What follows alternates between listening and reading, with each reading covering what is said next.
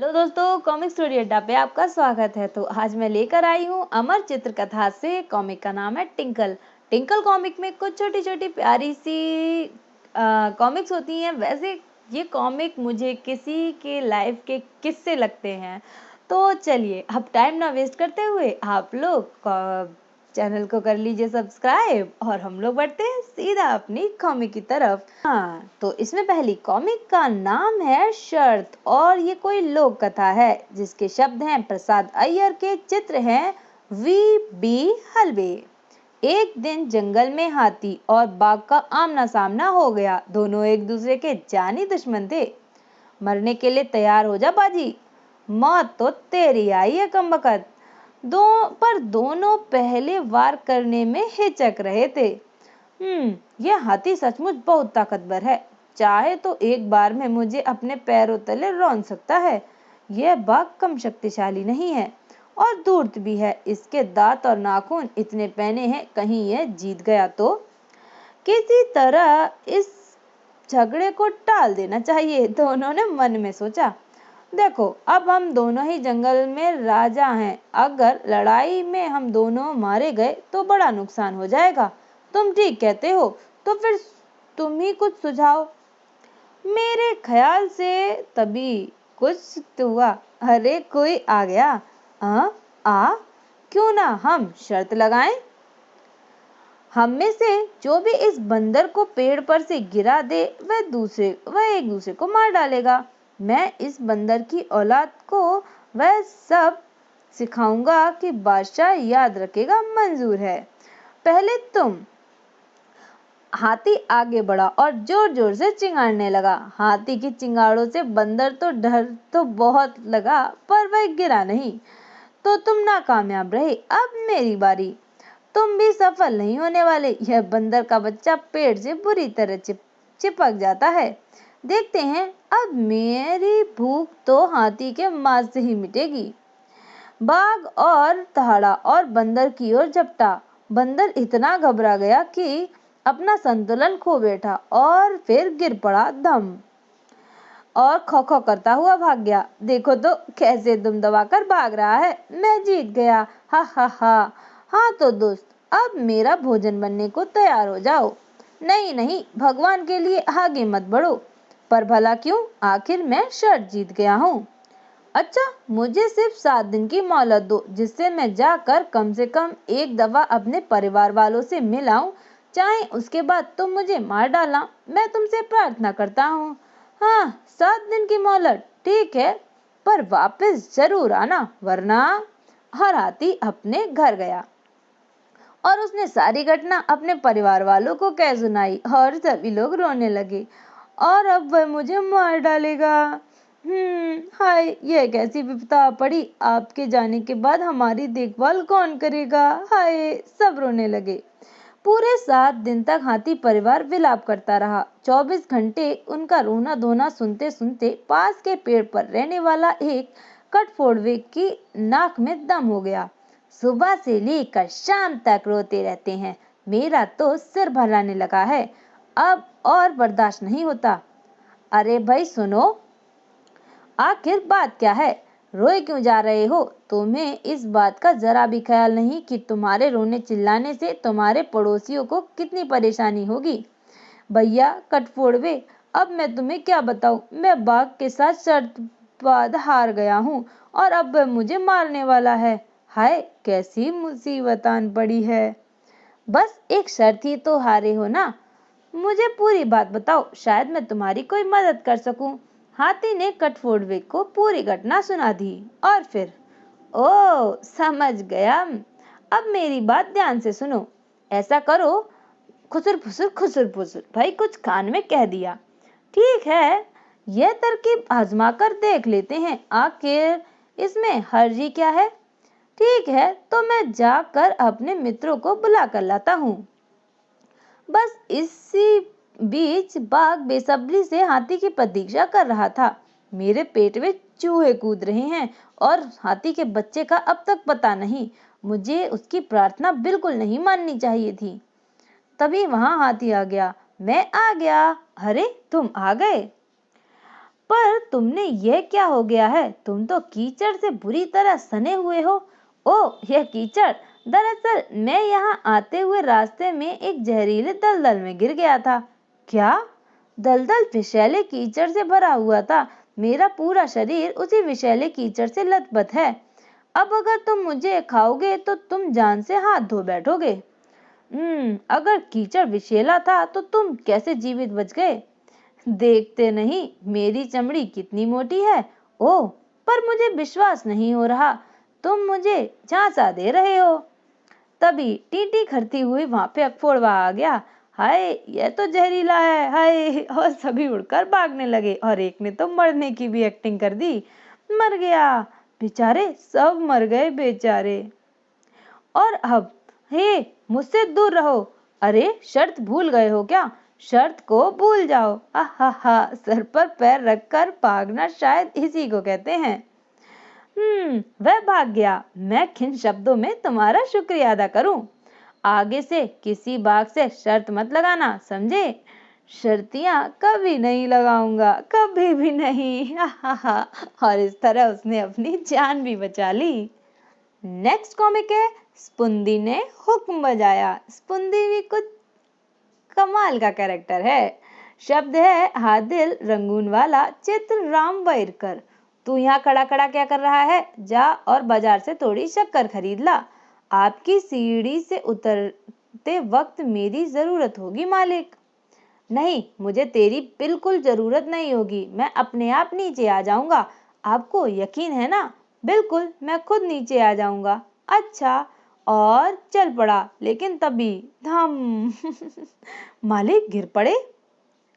अब जरा जल्दी से जाकर शक्कर ले आता हूँ बाजार से। जब स्पूंदी घंटे डेढ़ घंटे बाद बाजार से लौटा, कमबख्त तू भाग क्यों गया? जब मैं नीचे जा पड़ा तो मेरी मदद के लिए क्यों नहीं आया? आपकी मदद के लिए? लेकिन क्यों? मालिक, याद नहीं, आपने कहा था मैं खुद नीचे आ जाऊंगा। गिरकर आप सचमुच खुद नीचे आ गए। इसके बाद फिर मेरी मदद की भला आपको क्या जरूरत थी? ये भी सही है। एक और कॉमिक गिरधारी लाल और पाठकों की पसंद दीपंकर गोयल की भेजी कहानी पर यह आधारित है। चित्र हैं सुरेश क्षीरसागर के। एक अंग्रेज और एक भारतीय सेठ एक होटल की लिफ्ट में मिले। How do you do? हैं, ये क्या कर रहा है? शायद मेरा नाम पूछ रहा है। उसने कहा, गिरधारी लाल। दोनों एक ही होटल में ठहरे थे, सो रोज सुबह लिफ्ट में उनकी मुलाकात होती थी। How do you do? फिर से उन्होंने कहा, गिरधारी लाल। एक दिन गिरधारी लाल की अक्ल में बात आई कि अंग्रेज आकर रोज रोज उसका नाम ही क्यों पूछता है। मैं भी कैसा बेवकूफ हूँ। हाउ डू यू डू जरूर अभिवादन करने का कोई तरीका होगा। सो अगले दिन जब उसकी मुलाकात फिर लिफ्ट में हुई, उसने अब गिरधारी लाल ने कहा, हाउ डू यू डू? अब मुझे पता चल जाएगा इसका मतलब क्या होता है। और उसने जवाब दिया, गिरधारी लाल। यानी कि उसने समझा और गिरधारी लाल ही इसका रिप्लाई हिंदी में होगा। अच्छा किस्सा था। नेक्स्ट स्टोरी है तीन अक्लबंद। शब्द है प्रसाद अय्यर के, चित्र हैं आनंद मांडे के। अरे बंटू, तुम्हारे लिए बाहर एक बहुत बड़ा पार्सल आया है, स्पेशल डिलीवरी से। आहा, आखिर वह आ ही गया। इसे तुम पार्सल कहते हो? यह तो अच्छे खासे मकान जितना बड़ा है। याहू! पर यहाँ पर दस्तखत कीजिए। पर इसमें आखिर है क्या? वह मैं तुम्हें बाद में बता सकता हूँ। बाद में बताऊंगा। ला ला ला। चलो इसे मेरे कमरे में रखवा दो। और कुछ नहीं करवाना है ना? यह तो अपने ही ख्यालों में खोया हुआ है। इसे तुम्हारी बात ही नहीं सुनी। अच्छा, अब मुझे काम शुरू करना है। मेरे काम में दखल मत डालना। और फिर आखिर वह कर क्या रहा है? अंदर घुसे घुसे उसे 3 घंटे हो चुके हैं। इस शोर से पागल हुआ जा रहा हूँ। अब बर्दाश्त नहीं होता। पूरा घर थरथरा रहा है। चलो चलकर उसे रोकें, वरना कहीं छत टूट कर हमारे सर पर ही ना गिर पड़े। आहा, आखिर सब कुछ शांत हो गया। इतने गुल कपाड़े के बाद यह शांति कितनी भली लग रही है। हमारा घर सही सलामत है। क्या यही कोई बड़ा चमत्कार है? दोस्तों दोस्तों, मुझे बधाई दो, मुझे बधाई दो। फिर शोर मचने लगा। अरे यह क्या है? कहा ना अभी नहीं बताऊंगा। इस रहस्य पर मैं कल पर्दा उठाऊंगा। अभी तुम जाओ, कल सुबह मुलाकात होगी। आखिर यह गोपनीय चीज है क्या? कल तक कौन इंतजार करे। चलो अभी चलकर देखते हैं। और पहुंच गए टॉर्च लेकर। यह तो एक रोबोट है। ओह, तो इसी पर काम कर रहा था वह। ही, चलो थोड़ी सी शरारत की जाए। रोबोट की खोपड़ी के पुर्जों को थोड़ा ढीला कर देते हैं, फिर देखते हैं क्या होता है। हा, उसने जो इतना शोरगुल करके हमारे सर में दर्द किया, उसकी यही सजा है। और हो गया, अब चुपचाप यहाँ से खिसक लो। ही, कल उसकी शक्ल देखने लायक होगी। और अगले दिन तो देखो दोस्तों, यह है रोबोट जिसे मैंने विदेश से मंगवाए कलपुर्जों और एक निर्देशित पुस्तिका की मदद से अपने हाथों से तैयार किया है। तो कौन सा तीर मार लिया? यह क्या कर सकता है? क्या कर सकता है? यह पूछो कि क्या नहीं कर सकता है। कपड़े धो सकता है, फर्श पर झाड़ू लगा सकता है और हर काम कर सकता है। और इसे जो भी हुक्म दूं वह बजाएगा। मुझे विश्वास नहीं होता तो खुद अपनी आंखों से देख लो। मैं इसे चालू किए देता हूँ। तभी घर्र। अरे इसे क्या हो गया? अरे वह तो पूरे घर में तोड़फोड़ कर रहा है। मेरी घड़ी और मेरी टीवी। आखिर हरकत भी तो इन्होंने ही दी थी। समझ नहीं आता आखिर इसे हो क्या गया है। बंटू, हमसे गलती के लिए तुमसे माफी मांगना चाहते हैं। दरअसल कल रात मैंने और मंटू ने मिलकर तुम्हारे रोबोट की खोपड़ी के कुछ पुर्जे ढीले कर दिए थे, इसीलिए उसका दिमाग फिर गया है। ओह, तो कमबख्तो, यह तुम्हारी कारस्तानी है। तभी मैं कहूँ उसे अचानक हो क्या गया। अरे देखो तो, सड़क पर सारी कारों को चकनाचूर कर रहा है। हे भगवान! अरे कोई इसे रोको, पुलिस को बुलाओ। क्या बात है? वह रोबोट आसपास की सारी चीजें तोड़ फोड़ रहा है। गोली चलाओ। अरे यह तो हमारी गोलियों को निगलता ही जा रहा है। समझ ही नहीं आ रहा क्या करें। हाँ, शांत हो गया। जरूर इसकी बैटरी खत्म हो गई होगी। नहीं, अरे बाप रे, यह तो फिर से शुरू हो गया। जान बचानी है तो भागो। अरे बाप रे, इसने तो मुझे पकड़ लिया। बचाओ बचाओ, वरना यह मुझे मार डालेगा। यह लिख खम्बख्त, यह पत्थर उसका क्या बिगाड़ लेगा। पर संयोग से खटाक। अरे वाह, यह तो रुक गया। पत्थर जाकर सीधा खटके पर लगा। यह किसका रोबोट है? हमारा। इसने जितना भी नुकसान किया है उसकी भरपाई तुम ही करोगे, वरना लंबी कैद काटनी पड़ेगी। हाँ, हम हर्जाना भर देंगे, बिल्कुल भर देंगे। और फिर अपना घर और सामान भी बेच दें, फिर भी हर्जाना पूरा नहीं कर पाएंगे। बाप रे, ये बिल तो लाखों रुपए के हैं। अब पैसे कहाँ से आए? हमें तो कोई और काम भी नहीं देता। यह सब तुम दोनों की वजह से हुआ है। मैं बताता हूँ एक तरकीब। बूट पॉलिश करने लगे। इस तरह तो हर्जाना पूरा करने में हजारों साल लग जाएंगे। हाँ वह तो है, पर बेफिक्र रहो, अगर तब तक मैं जिंदा नहीं रहा तो मेरा रोबोट तुम्हारे सामने इसी तरह खड़ा रहेगा, पर नजर रखे रहेगा। ना रोबोट को छेड़ते और ना हर्जाना बनना पड़ता। तो अब इसकी नेक्स्ट कॉमिक है दो शब्द। श्रीनिवास नायक जी की बेजी कहानी पर ये आधारित है। इसके चित्र बनाए हैं R.A. शेख ने। एक दिन राजा वीरेंद्र अपने सैनिक टुकड़ियों का निरीक्षण कर रहे थे। आ गए महाराज, ये तो बहादुरों का बहुत सम्मान करते हैं, फिर भी पता नहीं क्यों इन्होंने मुझे तरक्की नहीं दी, जिसका मैं सचमुच हकदार हूँ। भाई ये किसने सोचा? जब वापस आएंगे तो पूछूंगा। महाराज, दो शब्द कहना चाहता हूँ। ठीक है सैनिक, सिर्फ दो ही शब्द कहो। 3 शब्द कहे तो फांसी पर लटका दूंगा। हा, कोई भी आदमी भला 2 शब्द में कोई बात कैसे कह सकता है? सैनिक ने अपनी कुर्ती से एक कागज निकालकर राजा की ओर बढ़ा दिया। दस्तखत कीजिए। हैं? हाँ, बात तो सही है, 2 शब्द ही लिखे बोले उसने। तरक्की के लिए अर्जी, हा हा हा हा, तुमसे बहादुरी नहीं बहुत होशियार भी हो, और जल्द ही सैनिक की तरक्की हो गई। हा हा हा हा हा। बात तो सही है, सैनिक ने सिर्फ 2 शब्द कहे थे। दस्तखत कीजिए। इसकी एक और कॉमिक है जिसका नाम है कालिया कौआ। शब्द और चित्र हैं प्रसाद अय्यर के। एक दफा पूरा जंगल भयंकर सूखे की चपेट में आ गया। नदी और तालाब सूख गए। जंगल के सब प्राणियों का बुरा हाल हो गया।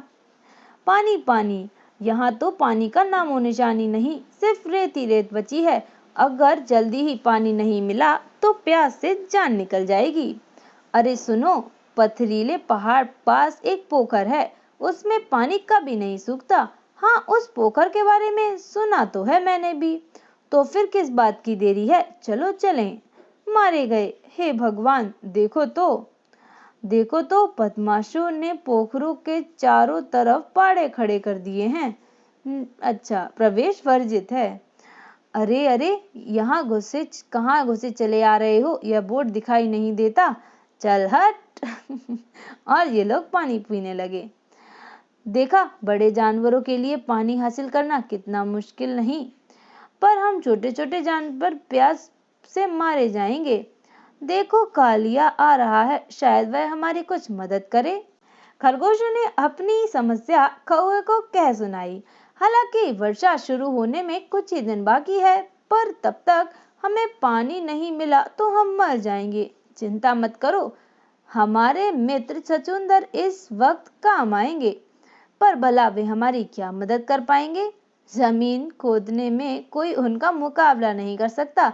जानते हो, एक छछूंदर चाहे तो रात भर में 75 मीटर लंबी सुरंग खोद सकता है, पर उसमें हमें क्या फायदा? तुम खुद सोचो, फिर छछूंदर की पूरी फौज क्या कर सकती है? तो दोस्तों, शुरू हो जाओ। और छछूंदरों ने खोदना शुरू कर दिया। और उधर ही तुम्हारी अक्ल की तो दाद देनी पड़ेगी चमटक। जल्दी ही जानवर पटपट मरने लगेंगे और हम उनकी दावत उड़ाएंगे। मेरी तो यह योजना ही शानदार है, पर हर दफा वह कमबख्त कालिया बीच में टपक कर सब सत्यानाश कर देता है। चटपट, यह कैसी आवाज है? अरे, पानी की गड़गड़ है। अब जाओ और सो जाओ। जल्दी ही छछूंदर ने बनाई सुरंग के जरिए पोखर का सारा पानी बहकर दूसरी ओर चला गया। अगले दिन सुबह, उठो चटमट उठो, सारा पानी गायब है। हैं? यह कैसे हो सकता है? किसी ने सुरंग खोदकर यहाँ का सारा पानी बहा दिया है। जरूर यह कालिया की करतूत होगी। मेरी इस योजना पर भी उस दुष्ट कौवे ने पानी फेर दिया। और यहाँ छोटे छोटे जानवरों को पानी मिल गया। अब तो उल्टी हालत है, हमारे पास पानी और उनके पास कुछ भी नहीं। उसके लिए कालिया का शुक्रिया अदा करते हैं। अब जब वर्षा नहीं होती तो वो दोनों प्यास से बेहाल घूमते रहेंगे। हा हा हा हा हा। इसके बाद एक कॉमिक और है जिसका नाम है होशियार पत्नी, और ये भेजी है सिल्विया फर्नांडिस की भेजी कहानी पर आधारित है। इनके चित्र बनाए हैं राम वैरकर ने। हरी की पत्नी मुनिया बहुत आलसी थी। आज मेरा खाना जरूर वक्त पर पूरा बना लेना, भूखे पेट में काम नहीं कर सकता। अभी मुनिया ने खाना पकाना शुरू ही किया था कि क्या हो रहा है मुनिया बहन, क्या हालचाल है? अरे सबिता, तुम इतने दिनों बाद याद आई तुम्हें अपनी सहेली की, और दोनों गप्पों में लग गई। अचानक, हे भगवान, मैं अपने पति के खाने की बात एकदम ही भूल गई और कुछ पकाने का वक्त ही नहीं। डरती क्यों हो? जो मैं कहती हूँ बस वही करो और फिर देखो सब ठीक हो जाएगा। सुनो, कुछ कह सुनाया। मुनिया अब जब पति के खेत में पहुंची, यहाँ मेरे पेट में चूहे कूद रहे हैं और तू कछुए की चाल से आ रही है, न काम की न काज की, 2.5 सेर अनाज की। सुबह से तुम्हारे लिए काम में लगी और तुम हो कि बस ताने दिए जा रहे हो। हे भगवान, मैं तुमसे प्रार्थना करती हूँ, अगर मेरे पति ने मुझे बेवजह डांटा हो तो इस टोकरी में मेरे पकाए चावल दाल फिर से कच्चे बन जाएं। हे भगवान, सचमुच अनाज के दाने कच्चे बन गए। पर यह तो तभी संभव है जब तुमने सचमुच कुछ पकाया ही हो। हरी अपनी पत्नी की बचाव की यह तरकीब देखकर अपनी हंसी रोक नहीं पाया। हा हा हा। और फिर सविता, सचमुच तुमने इस दफा मेरे पति की नाराजगी से मुझे बचा दिया। पर आगे से अपने घर का काम ध्यान से करना। मुनिया ने अपनी सहेली की सलाह पर अमल किया। फिर इसके बाद हरी को अपनी पत्नी से कभी कोई शिकायत नहीं हुई। नेक्स्ट कहानी है नसरुद्दीन हौजा की कहानी। चित्र है राम वैरकर के बनाए हुए और मास्टर अभिजीत सिंह की भेजी हुई कहानी पर आधारित है। आज तो मेरा मन नाटक देखने को कर रहा है, तुम भी चलो ना हो जा। नाटक? ठीक है, चलो। नाट्यशाला के बाहर। अरे, मैं तो अपना बटुआ घर पर ही भूल आया। मुझे पहले ही मालूम था, पर हमेशा अपना टिकट मुझसे ही खरीदवाता है। हा हा हा। मेरा हौजा मेरे टिकट के पैसे भी निकाल रहा है। पहले भी कई बार इससे पैसे ले चुका हूँ नाटक के लिए। लो अहमद, 1 पिएस्टर। पर टिकट तो 2 पिएस्टर में आएगी। अरे भैया, ये तो तांगे का किराया है। नाटक शुरू होने में अभी बहुत वक्त है, तब तक घर जाकर अपना बटुआ ले आओ। इस बार योजना उल्टी पड़ गई। तो यहाँ पर होती है अमर चित्रकथा की ये कॉमिक खत्म। बताइए आपको ये कॉमिक कैसी लगी, और मैं मिलती हूँ नेक्स्ट कॉमिक में कोई नई कहानी के साथ। तब तक के लिए आप लोग बताइए, आपको अमर चित्रकथा की टिंकल की ये कुछ चटपटी सी कॉमिक्स क्या बताएं। मुझे तो लगता है कि ये किन्हीं के किस्से होते हैं, किसी की मनगढ़ंत कहानियां होती हैं। वैसे तो अक्सर कॉमिक में मनगढ़ंत कहानियां ही होती हैं। तो बताइए आपको ये कॉमिक कैसी लगी, और मैं मिलती हूँ नेक्स्ट कॉमिक के साथ। तब तक के लिए आप लोग चैनल को सब्सक्राइब करना बिल्कुल भी ना भूलिएगा। Thank you.